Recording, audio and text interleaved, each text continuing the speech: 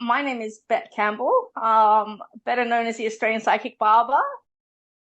I'm a psychic medium and I have worked in the profession for over 30 years now.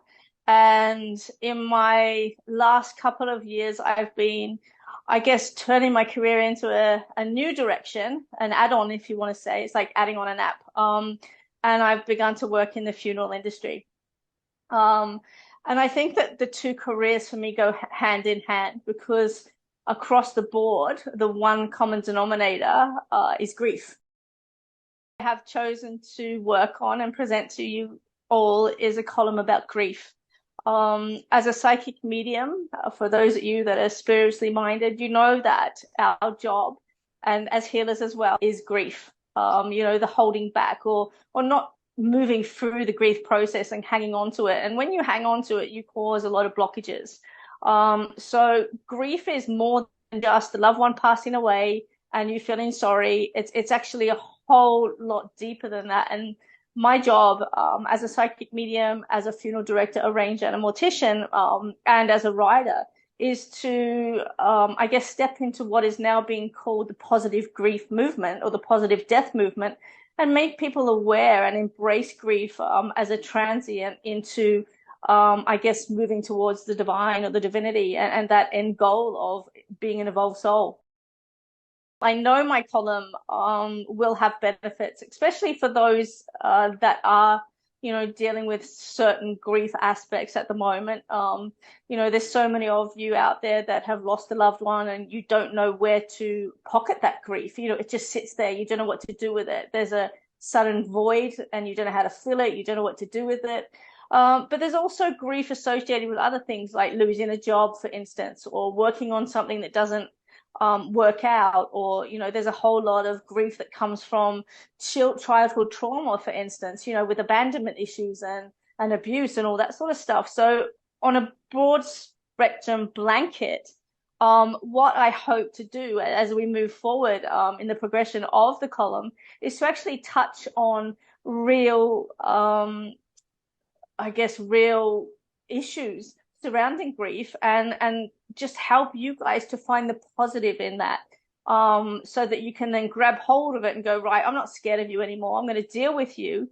And I guarantee you that by doing that and by showcasing some of these things in the articles, you will be able to move forward and I guess put yourself back on path where you need to be in regards to the directive of your life purpose. Is actually an introductory article. Okay, it showcases a little bit about me, a little bit about my history. It also showcases, I guess, deeply on some of the raw emotions that people feel, when they are suffering from grief. And it also sort of looks forward, I guess, and just gives you an idea and a concept that it's not always going to be that muddy, slushy mess that you just can't find your way in. It actually is something that we can move through, move forward, and get clarity from. So it really is just a basic introductory article. Say, hey, I'm Bec. This is what I'm going to be talking about. I would love to see people send in some questions as well. So I'm more than happy to answer questions, or if you've got a specific topic around grief or a situation, more than happy to showcase that. Is that I'm not scared to be vulnerable. I have been on my journey through so many different, I guess, hurricanes and windfalls and, tornadoes, whatever you want to call it. And there's been times in my life when I felt like hopelessness. And I came to a realization a couple of years ago that I'm here for a purpose. And my fierce truth is that that purpose is to help you guys. And whatever journey that I've been on, whatever scars that I carry, whatever hurt, whatever pain, whatever I've been through is to form an understanding of what you guys go through. So I guess it's been a long time coming, a harsh realization. We all can get stuck in that victim, poor me mentality. But at some stage, you've got to turn it around and you've got to say, you know what? Spirit, God put me on this journey for a reason.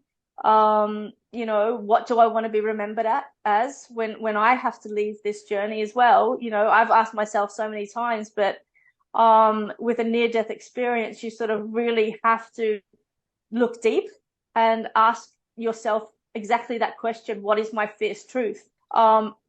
The word fierce for me really brings me to that lion energy, that fire phoenix energy of getting back up.